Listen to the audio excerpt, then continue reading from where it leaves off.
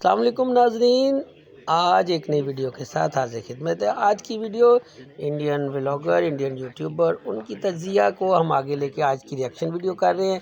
और आज की वीडियो हिंदुस्तान के हालात के बारे में है, यानी ओवरऑल एक जायज़ा और एक तज्ज़िया है जिसको यानी बड़ी ही मुशाहदे के साथ और बड़ी मेरे ख़्याल से उसका एक अगर तकाबली जायज़ा लिया जाए तो पूरा हिंदुस्तान में जो एक गैर यानी तसल्ली बख्श जो सूरत हाल है, यानी एक तो मिलिटेंसी है, फिर दूसरा उसमें एक अलहदगी की जो तहरीकें चल रही हैं, कमोबेश एक दर्जन से ज़्यादा रियासतों में ये मूवमेंट चल रही हैं और जिसके बड़े ही संगीन और दूररस नताइज जो हैं वो भुगतना पड़ रहे हैं। यानी पंजाब हो, खालिस्तान का मसला हो, फिर उसके बाद मणिपुर का हो, हिमाचल प्रदेश, नागालैंड और दूसरे दीगर मुख्तलिफ से स्टेट्स, यानी यहाँ तो आपको चौंका देने वाले इंकशाफात आपको मिलेंगे कि माऊ जो एक अलहदा ही है जिसकी अपनी 25,000 के करीब आर्मी है और वो तो हिंदुस्तान की आर्मी को या हिंदुस्तान के कानून को किसी खाते में नहीं लाते।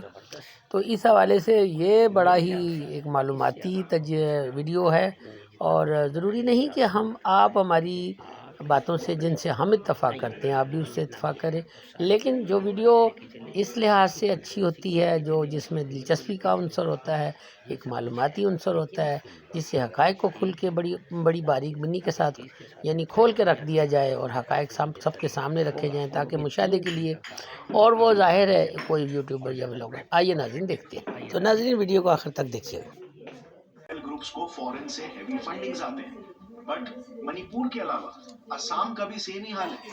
वहां पर गवर्नमेंट रिपोर्ट्स के हिसाब से मेजरली 3 रिबेल ग्रुप्स ने इंसर्जेंसीज फैलाई। कश्मीर मिलिटेंसी के बाद इंडियन गवर्नमेंट ने अभी वापस से अटैक्स होने लग गए।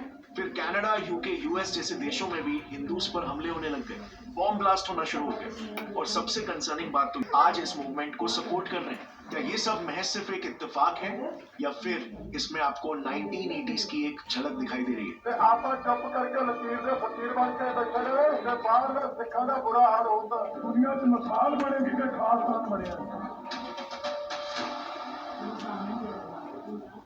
1980s में भी डिट्टो सेम टू सेम ही हुआ था। जर्नैल सिंह भिंडरावाले अचानक से खालिस्तान के लीडर बनकर सारे सिखों से कहने लगे कि इंडियन गवर्नमेंट हम पर बहुत जुल्म कर रही है, हमें दबा रही है। सिख इस रूप को पसंद नहीं करते, सिख खत्म करना चाहते हैं और हमें इसी देश में घुट घुट कर जीने की कोई जरूरत नहीं, हमें अपने हक के लिए खड़ा होना चाहिए।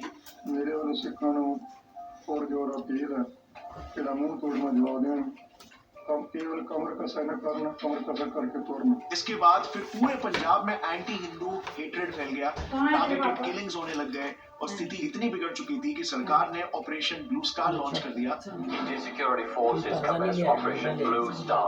A variety of army units, paramilitary forces surrounded the Golden Temple to remove Sikh militants led by Jamdali Taksul leader Jarnail Singh Bhindrawale,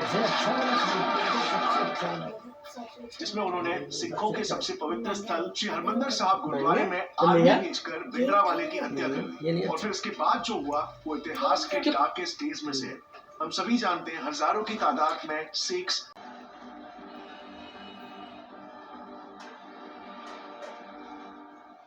southern states are prepared for a Dravidian Nadu. He's basically asking for Tamil Nadu to become a separate autonomous region and not remain a part of this country. How can that happen? दरअसल south India के almost हर एक state का GDP surplus में है, लेकिन north India में ऐसा नहीं है। वहां पर कई स्टेट्स को बीमारू स्टेट्स कहा जाता है क्योंकि वो इंडियन जीडीपी में अपनी पॉपुलेशन के अकॉर्डिंग कंट्रीब्यूट नहीं कर पाते। तो इन लीडर्स का ये मानना है कि हमारे फंड से सेंट्रल गवर्नमेंट उनको सपोर्ट करती है, तो जब हम खुद में ही सेल्फ सफिशिएंट है तो हमें इंडिया के साथ रहने की क्या ही जरूरत है। और इसीलिए वो इंडिया से अलग होकर एक नया देश बनना चाहते हैं। एक और एक ऐसी डिमांड वेस्ट बंगाल में भी है। वेस्ट बंगाल के दार्जिलिंग, कलिम्पोंग और कुर्सियोंग डिस्ट्रिक्ट्स में मेजरली नेपाली स्पीकिंग पॉपुलेशन रहती है, लेकिन वेस्ट बंगाल में बंगाली स्पीकिंग मेजॉरिटी होने से गवर्नमेंट भी बंगाली स्पीकर्स की ही है। तो इसी को लेकर एक armed group Gorkhaland national liberation front ही बना दिया है to fight for their own country, Gorkhaland. अब मैंने द्रविड़ा नाडु और गोरखालैंड इस मूवमेंट्स का स्टार्ट ऐसी ही आइडियोलॉजी से ही होता है। और खासकर जब हमने टाइम एंड अगेन देखा खबरें आती रहती है कि CIA या फिर अमेरिका के बड़े बड़े बिलियनर्स इंडिया में लाखों करोड़ों रुपए पंप कर रहे हैं। आप कोई भी सेपरेटिस्ट मूवमेंट उठा लो, एक्चुअली इस इंटरनेशनल सपोर्ट नहीं बल्कि विश्व का चौथा सबसे खतरनाक आतंकवादी संगठन राज करता है, इंडियन नक्सल्स।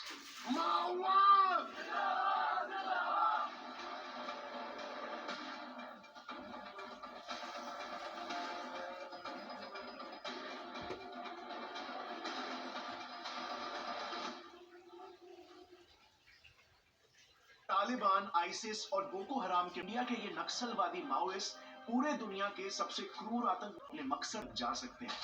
मकसद हिंदुस्तान से लोकतंत्र, डेमोक्रेसी को हटाकर इंडिया को नॉर्थ कोरिया के जैसे एक हार्डकोर कम्युनिस्ट देश बनाना। इनकी पूरी दुनिया ही हमसे इतनी अलग है कि आपको विश्वास नहीं होगा कि ये गांव वाकई में इंडिया के हैं।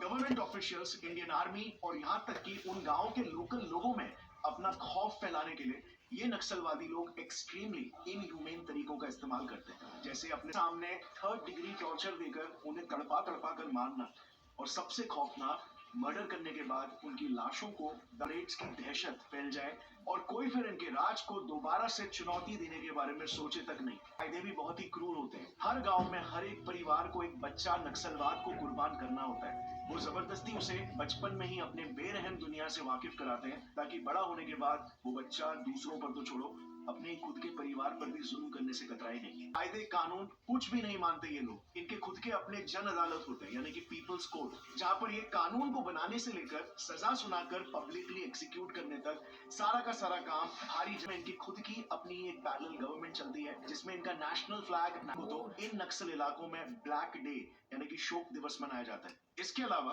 अगर आप इन नक्सलवादी गांव के हालात को देखोगे ना, तो आज भी वहां पर कुछ ऐसे काम ये अपने इलाकों में एक भी इंफ्रास्ट्रक्चरल प्रोजेक्ट बनने ही नहीं देते। Government roads, hospital, schools, India के ये माओइस्ट सब कुछ तबाह कर देते हैं। इनफैक्ट लोगों को गवर्नमेंट की कोई स्कीम इस्तेमाल करने पर या फिर इवन वोट देने के लिए भी ये बहुत ही क्रूर सजा सुनाते हैं, जैसे उन अपने इलाकों में अपनी खुद की एक अलग इकोनॉमी ही चलाते हैं। इन्होंने मकसद है 2050 तक पूरे देश की सरकार को गिराकर इंडिया को एक कम्युनिस्ट देश बनाना। अब जहां इंडिया के इन 9 स्टेट्स में नक्सल कॉन्फ्लिक्ट शुरू है, वहीं पर इंडिया के पूरे नॉर्थ ईस्ट तक सिर्फ ये पता है कि मणिपुर जल रहा है, जो कि सही भी है, विच इज ट्रू।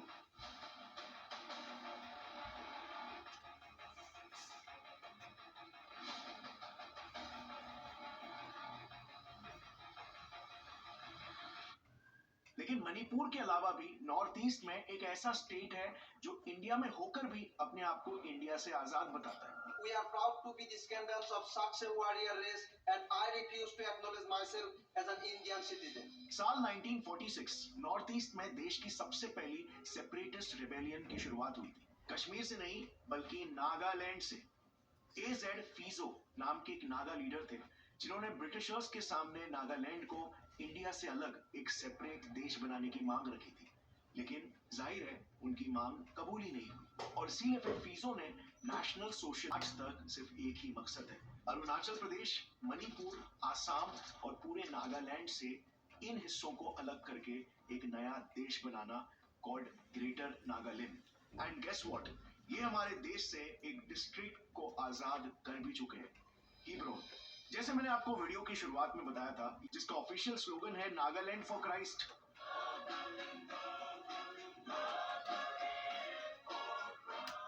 इनकी अपनी पार्लियामेंट है जिसको वो टाटर हो बुलाते हैं। फिर इनकी गवर्नमेंट की खुद की होम, एक्सटर्नल अफेयर्स और फाइनेंस मिनिस्ट्री तक है।